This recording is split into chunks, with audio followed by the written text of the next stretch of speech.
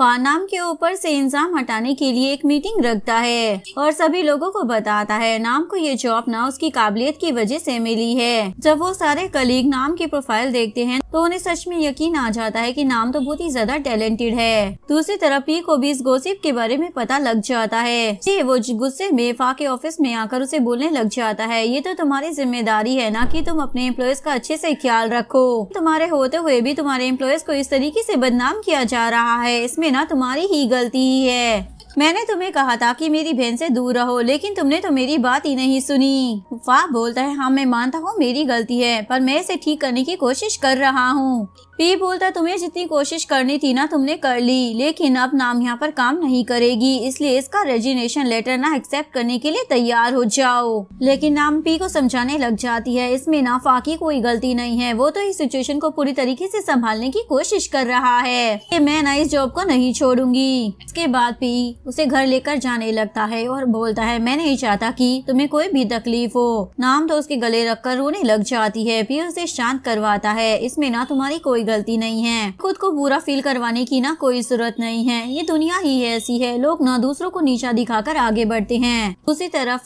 नाम के सारे हेटर्स को जवाब दे रहा होता है, बाकी सारे कलीग्स भी उन हेटर्स को जवाब दे रहे होते हैं जो कि नाम के बारे में बुरा बोल रहे होते हैं। पी नाम का मूड ठीक करने के लिए उसके लिए अलग अलग फ्लेवर की आइसक्रीम लाता है, क्योंकि उसे पता था नाम जब भी टेंशन में होती है तो वो आइसक्रीम जरूर खाती है। आइसक्रीम खाने के बाद नाम का भी मूड ठीक हो जाता है। पी उसे बोलता है, तुम्हें 2-3 दिनों के लिए ना अपने ऑफिस से ना छुट्टी ले लेनी चाहिए। वो बोलती है, अगर मैंने छुट्टी ले ली ना तो वो सारे आरोप सही हो जाएंगे, जो मैं बिल्कुल भी नहीं चाहती। तुम सबका ना डट कर सामना करना चाहती हूँ, इसलिए तुम ना मेरी फिक्र मत करो। इधर कौन किम को घर छोड़ने के लिए आता है, लेकिन तभी वो उसके डैड की हत्या चढ़ जाता है। किम अपने डैड को उसे छोड़ने के लिए बोलती है, ये मेरा दोस्त है। इसके बाद वो उसे घर के अंदर लेकर आ जाते हैं और उसे पूछते हैं, तुम्हारा मेरी बेटी के साथ क्या रिश्ता है। वो बोलता है, मैं तो बस इसकी सेफ्टी के लिए इसे घर छोड़ने के लिए आया था, क्योंकि इसके सौतेले डैडी से इस घर के लिए परेशान कर रहे थे। एक्चुअली में ये किम के रियल डैड होते हैं। वो बोलते हैं, क्या ये बात सच है? तो किम हाँ बोल देती है। डैड बोलते हैं, अब मैं वापस आ चुका हूँ, इसलिए तुम यहाँ से दफा हो जाओ। इधर नाम को फिर से बुरे सपने आ जाते हैं, तो वो पी के पास आ जाती है, तो उसे हग ही कर लेती है। पी खुद पर कंट्रोल नहीं कर पाता और वो भी उसे किस कर लेता है,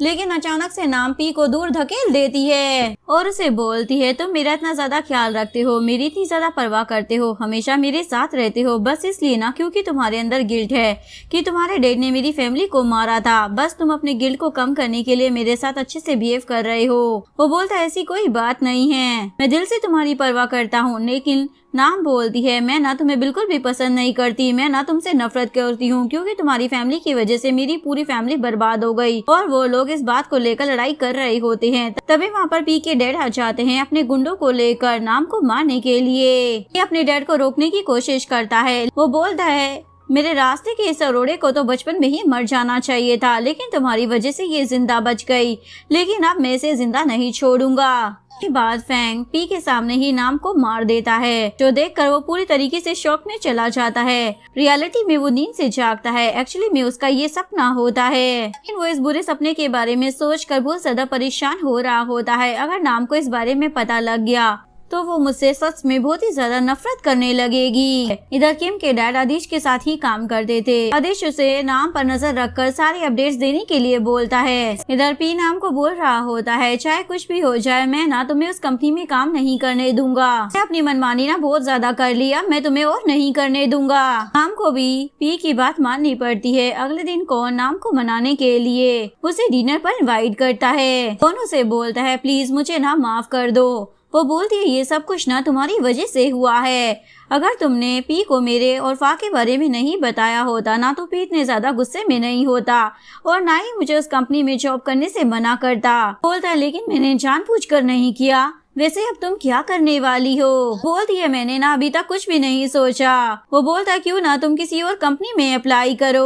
वो बोलती है, मैंने आईडी ग्रुप के बारे में किसी और के बारे में सोचा ही नहीं। वो बोलता है, अगर तुम उसी कंपनी में काम करना चाहती हो तो तुम पी से फिर से परमिशन मांगो, वो पक्का तुम्हें परमिशन दे देगा। बोलती है, वो ना नहीं मानने वाला। बोलता है, एक बार उससे बात तो करो, हो सकता है वो मान जाए तुम्हारी खुशी के लिए। दूसरी तरफ पी के साथ मीटिंग में होता है कि कंपनी अपने आने वाले प्रोजेक्ट के के लिए उसका प्रेजेंटेशन दे रही होती है, लेकिन प्रेजेंटेशन छोड़कर के का सारा ध्यान पी के ऊपर होता है कि वो उसके ऊपर पूरी तरीके से लट्टू हो चुकी थी।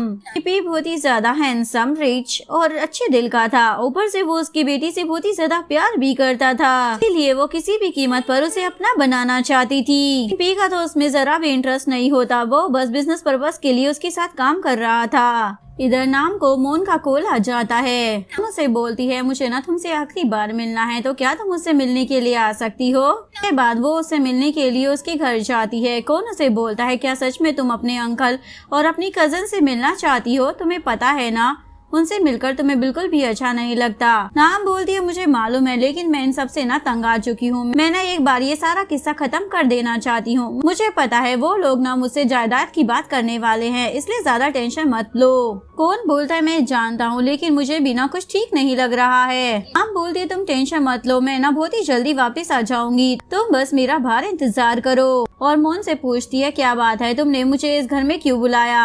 मोन ने उसे सबके सामने इंटरव्यू देने के लिए बुलाया होता है, ताकि वो सबके सामने ये बात क्लियर कर सके कि नाम के डैड को मोन के डैड ने नहीं मारा था। कि नाम तो बिना इंटरव्यू दिए ही वहाँ से जाने लगती है। बोलती है, तुम ऐसा क्यों कर रही हो? तुम्हारी चुप्पी की वजह से तुम्हें मालूम भी है मेरे परिवार पर क्या बीती है। अगर तुम्हें सच में लगता है कि मेरे डैड ने तुम्हारे डैड को मारा है, तो इस केस को ना रीओपन होने दो। उसके बाद सबको सच्चाई पता लग जाएगी कि आखिरकार तुम्हारे डैड को किसने मारा।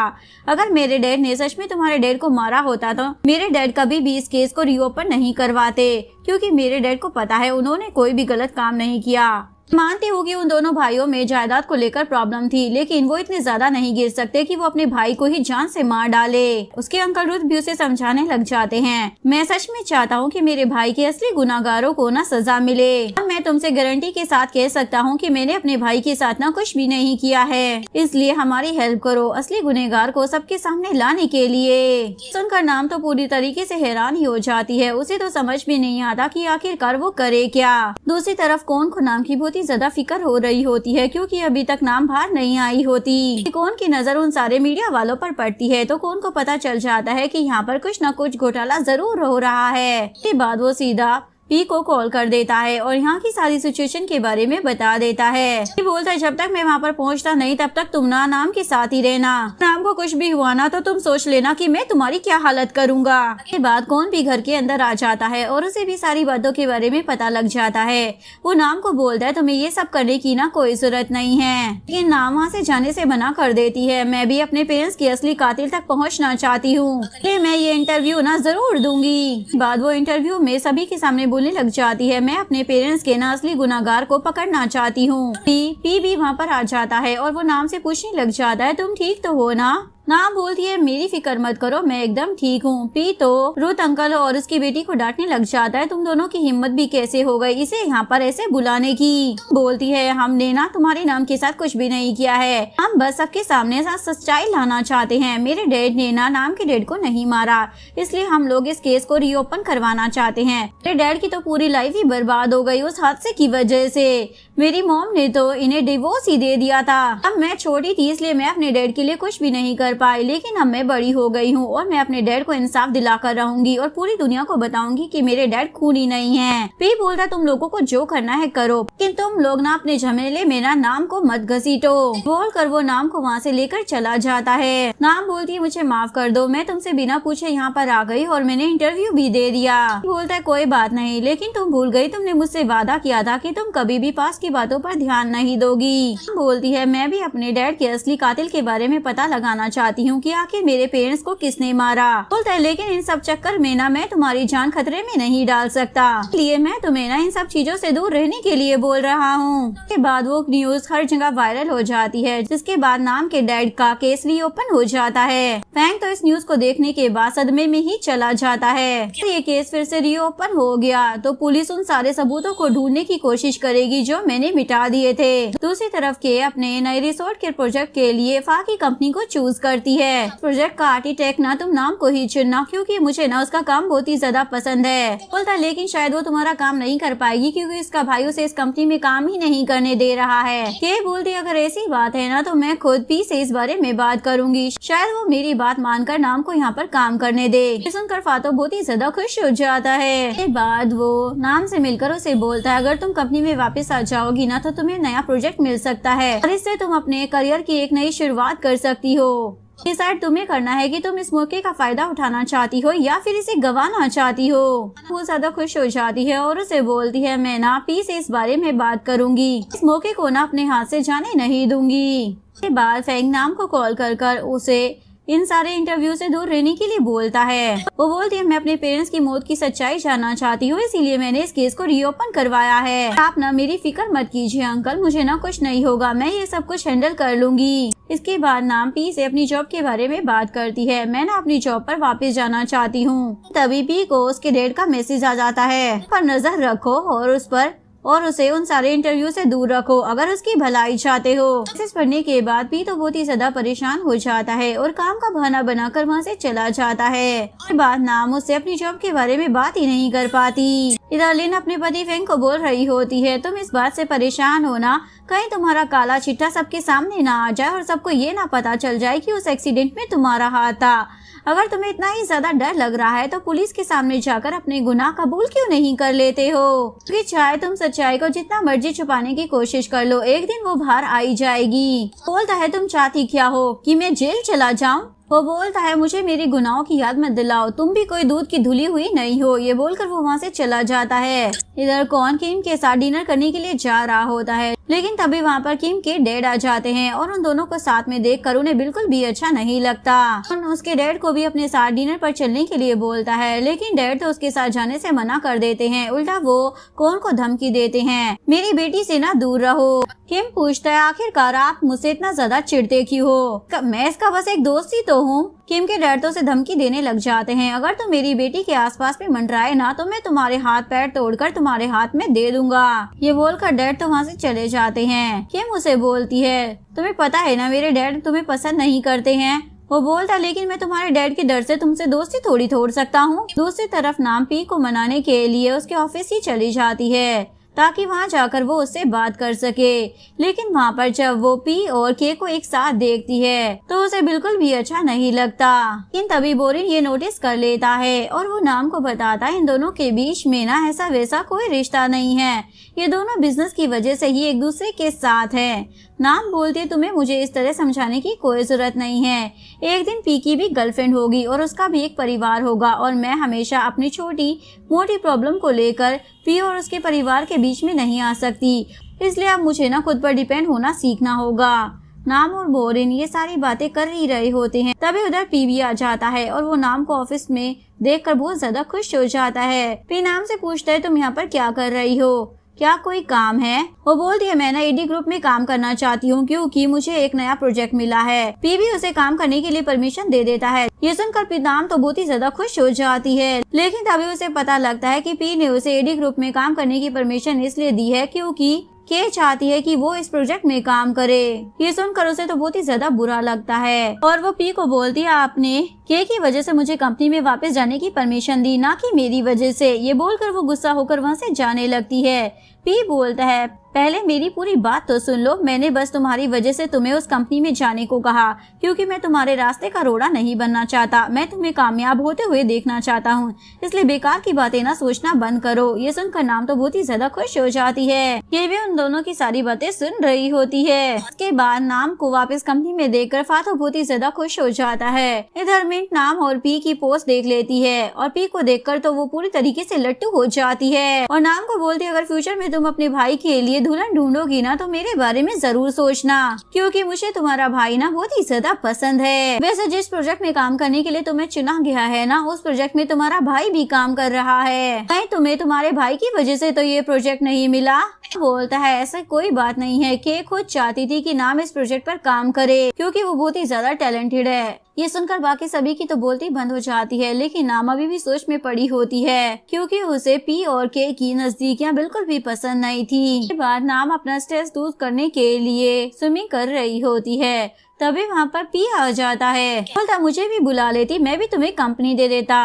वो बोलती है मुझे लगा कि तुम बिजी होगे। वो बोलता है तुम अच्छे से जानती हो जब तुम्हारी बात आती है तो मैं सारे काम काज छोड़कर तुम्हारे पास आता हूँ। वैसे तुम इतनी ज्यादा गुस्से में क्यों लग रही हो? वो बोलती है मैं कहाँ गुस्से में हूँ, आपको ना कुछ गलत लग रहा है। वो बोलता है मैं ना तुम्हें बहुत ही ज्यादा अच्छे से जानता हूँ और मुझे साफ दिख रहा है कि तुम गुस्से में हो। वो बोलती है तुम्हें लड़कियों के बारे में कुछ ज्यादा ही पता है, लगता है तुम्हारी लाइफ में बहुत सारी लड़कियाँ हैं। वो बोलता है बहुत सारी लड़कियों के बारे में तो पता नहीं, लेकिन एक है जो मेरी बहन है। बोलती है तुम्हें ना गलत लग रहा है, मैं गुस्से में नहीं हूँ और स्विमिंग करने के लिए चली जाती है। पी उसे पानी से बाहर निकलने के लिए बोलता है, नाम तो उल्टा उसे ही पानी में खींच लेती है। इसके बाद वो दोनों एक दूसरे के साथ शरारतें करने लग जाते हैं। उसे बोलता है अब मुझे बताओ कि तुम इतनी ज्यादा गुस्से में क्यों हो? फिर वो उसे कुछ भी नहीं बताती। वो बोलता है जब तक तुम मुझे अपने गुस्सा होने की वजह नहीं बताओगी तब तक ना मैं तुम्हें यहाँ से जाने नहीं दूंगा।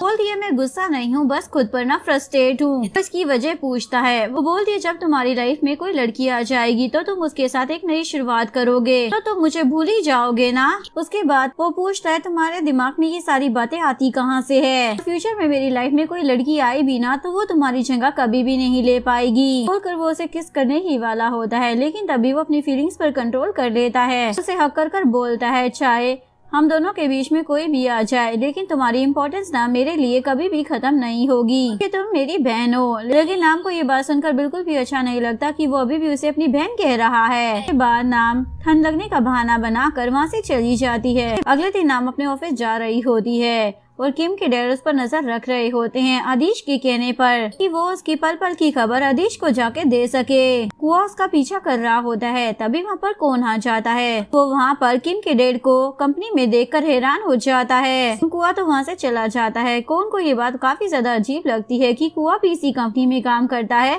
फिर वो इस बात पर ज्यादा ध्यान नहीं देता। इसके बाद सभी लोग इस नए प्रोजेक्ट के लिए जगह देखने के लिए आते हैं। पर पी भी आया होता है। हम तो पी को देखकर बहुत ही ज्यादा खुश होती है। पी सबके सामने नाम के काम की बहुत ही ज्यादा तारीफ करता है क्योंकि नाम अपने काम में बहुत ही ज्यादा माहिर होती है। नाम को भी पी के मुंह से इतनी सारी तारीफें सुनकर बहुत ही ज्यादा अच्छा लगता है। इसके बाद ये सभी लोग अपने काम पर चले जाते हैं। पी को नाम और फा का करीब आना और एक दूसरे से हंस कर बात करना बिल्कुल भी अच्छा नहीं लग रहा होता। उसे तो जलन हो रही होती है। उसके बाद सभी लोग काम खत्म करने के बाद डिनर करने के लिए जाते हैं। जानबूझकर नाम को ये जताने की कोशिश कर रही होती है कि पी की लाइफ में उसकी भी जगह है और पी उसकी और उसकी बेटी के साथ धीरे धीरे क्लोज हो रहा है। नाम को ये बात सुनकर बिल्कुल भी अच्छा नहीं लगता, लेकिन उसे पता चलता है कि पी जितनी बार भी कैसे मिला है उतनी बार उसने सिर्फ उसकी ही बातें की है। ये बात जानकर नाम को तो बहुत ही ज्यादा अच्छा लगता है।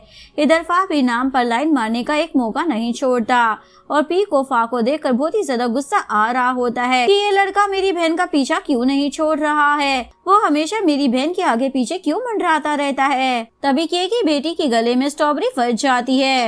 उसके गले से स्ट्रॉबेरी बाहर निकाल देता है। पी ने नाम की हमेशा बचपन में जान बचाने के लिए बहुत सारी तकनीकें सीखी थी कि उसे डर रहता था कि अगर उसके सामने नाम को कुछ हो गया तो वो उसकी हेल्प नहीं कर पाएगा, इसलिए वो जान बचाने के सारे तरीके सीखता है ताकि मुश्किल घड़ी में वो नाम की जान बचा सके और उसे सेफ रख सके। और आज उसका ये तरीका काम भी आ जाता है। बच्चे की हालत ठीक नहीं होती तो वो के साथ उसे हॉस्पिटल में लेकर चला जाता है। इधर फा नाम को बोलता है तुम्हारा भाई तो कमाल का है, उसने इस सिचुएशन को कितने ज्यादा अच्छे से संभाला। बोलती है उसने ये सारी तकनीकें ना मेरे लिए सीखी थी क्योंकि उन्हें डर लगा रहता था कि कहीं मुझे कुछ हो ना जाए। उसने हमेशा अपने से ज्यादा मेरी खुशियों का ध्यान रखा है।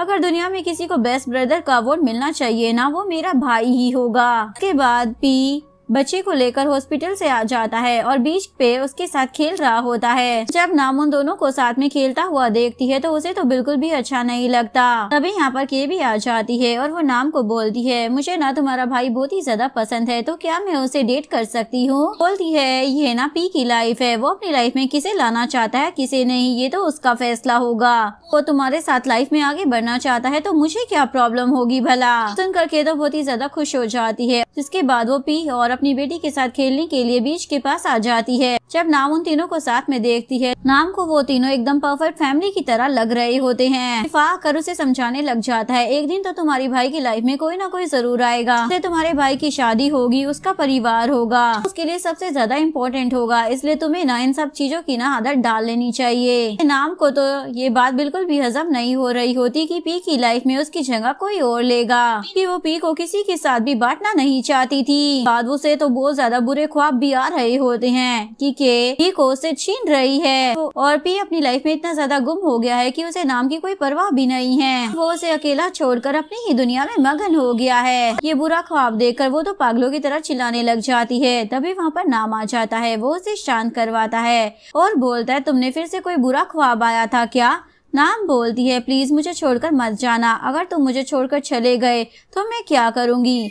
पी बोलता है, तुम कैसी बातें कर रही हो, मैं तुम्हें छोड़कर क्यों जाऊंगा, मैं पूरी जिंदगी तुम्हारे साथ रहूंगा, क्योंकि मेरी लाइफ में तुम्हारी जगह कोई और ले ही नहीं सकता है। वो बोलती है, तुम सच कह रहे हो ना कि छोड़कर नहीं जाओगे?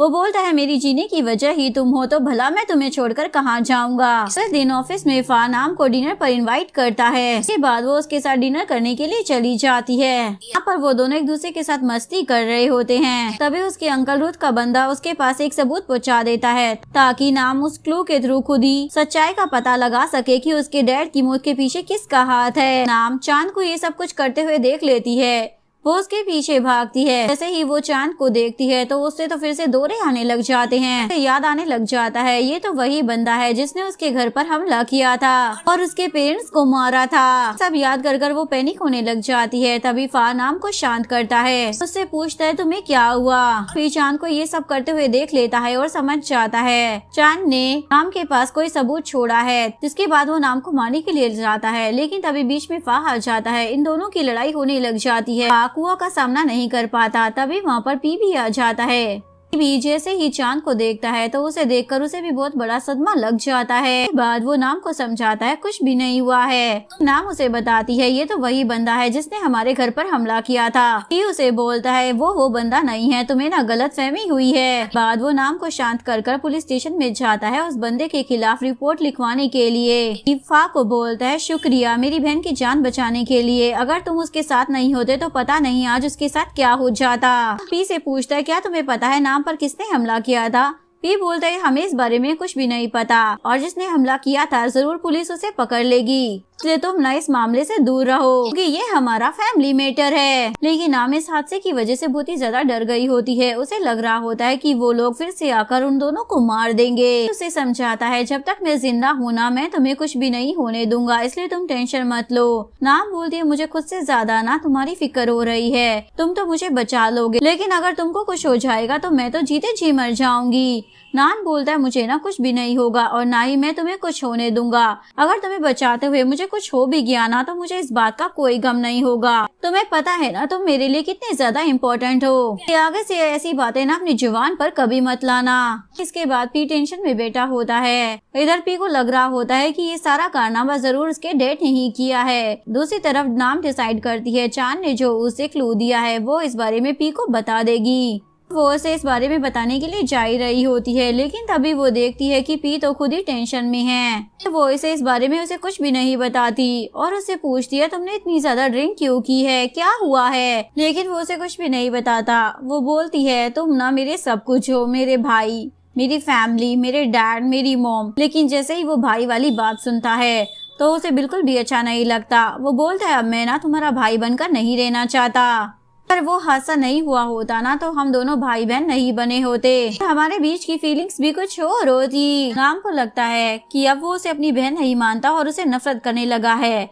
इसलिए वो रोने लग जाती है। बोलता है, मैं चाहकर भी ना तुमसे नफरत नहीं कर सकता, क्योंकि मैं ना तुमसे बहुत ही ज्यादा प्यार करता हूँ। दुनिया में ऐसी कोई भी चीज नहीं बनी है जो कि हम दोनों के बीच में आ सके। ये बोलकर वो उसे किस करने वाला होता है, लेकिन नशे में होने की वजह से वो सो जाता है। तो उसे अपनी इतनी ज्यादा करीब देखकर बहुत ही ज्यादा घबरा जाती है और बिना कुछ कहे अपने रूम में चली जाती है। जब भी वो पी के करीब जाती है ना तो उसका दिल जोरों से धड़कने लग जाता है। इसी तरह पी को होश आता है तो उसे अपनी इस हरकत पर बहुत ही ज्यादा शर्मिंदगी महसूस हो रही होती है कि वो अपने आप को उसके काबिल बिल्कुल भी नहीं समझता था। इसलिए वो डिसाइड कर लेता है कि वो उसके सामने अपनी फीलिंग को बिल्कुल भी जाहिर नहीं होने देगा। वो अपनी फीलिंग को छुपाने के लिए केक को जरिया बनाता है और वो केक को डेट करने का डिसाइड करता है। लेकिन उसे पूछने लग जाता है, क्या सच में तुम उसे डेट करना चाहते हो? अगर इस बारे में नाम को पता लग गया ना तो उसे ना बहुत ही ज्यादा बुरा लगेगा। बोलता है, इसमें नाम को बुरा मानने की क्या जरूरत है, ये मेरी लाइफ है, मैं अपनी लाइफ में किसे लाना चाहता हूँ और किसे नहीं, ये तो मेरा फैसला होगा ना। बोलता है, लेकिन तुम तो अपनी खुशियों से ज्यादा उसकी खुशियों को आगे रखते हो ना, तो अचानक से ऐसा क्या हो गया जो अब सिर्फ तुम अपने बारे में सोच रहे हो? दूसरी तरफ नाम को उनसे मिलकर पूछती है कि प्यार कैसे होता है। बोलता है, जैसे मैं तुमसे प्यार करता हूँ ना वैसे ही प्यार होता है। बोलती है, मजाक करना बंद करो और सच में बताओ कि प्यार कैसे होता है। बोलता है, प्यार किया नहीं जाता बल्कि हो जाता है। जब आपको किसी से प्यार होता है ना तो उसकी खुशी में ही आपको अपनी खुशी दिखाई देती है। जब वो उदास होता है तो आप भी उदास होते हो। जब भी आप उसके करीब जाते हो ना तो आपका दिल जोरों से धड़कने लग जाता है। ये सारी बातें वो खुद कर रहा होता है तो उसे किम का ही ख्याल आ रहा होता है। नाम उसे चिढ़ाने लग जाती है, तुम्हें ना किम से प्यार हो गया है। लेकिन कौन तो इस बात को मानने से इनकार कर रहा होता है। वो सिर्फ मेरी एक अच्छी दोस्त है, इससे ज्यादा कुछ भी नहीं। लेकिन उसकी ये सारी बातें सुनकर नाम सोच में पड़ जाती है कि कहीं मुझे पी से प्यार तो नहीं हो गया। बाद वो कौन को उस बंदे और चाबी के बारे में भी बता देती है। बोलती है, तुम मेरे घर जाकर ना इस लॉकर के बारे में पता लगाओ, आखिरकार इस लॉकर के अंदर क्या है।